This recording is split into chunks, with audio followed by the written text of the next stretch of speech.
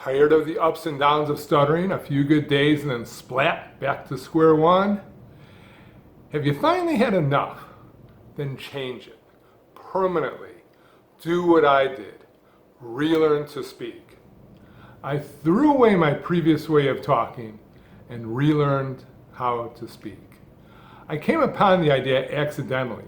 One late night, after a volunteer board meeting, I realized that I spoke better when I did public speaking.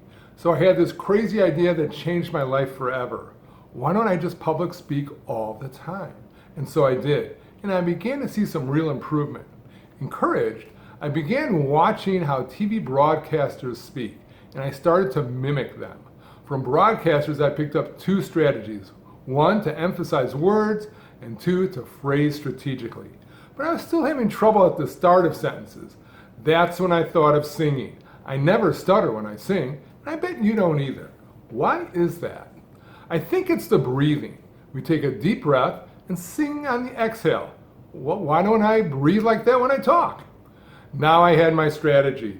Breathe, emphasize, phrase, BEP. It was simple, easy to remember, and it made sense. I could do that. No, I didn't reinvent the wheel or devise some crazy trick. I was simply mimicking how great speakers speak. That would be my model for how I would relearn to speak. It took months and constant practice in a range of situations, but it was worth it. Relearning to speak was one of the most important changes I made to become comfortable with my speech. Relearn to speak won't cure your stuttering, but it will get you started on a positive path. Speaking is what I call the physical side. That's only one part of the equation. There's still the emotional side of stuttering, which is much more complicated. Both are important. I don't think it could really significantly impact your stuttering with just one side and not the other.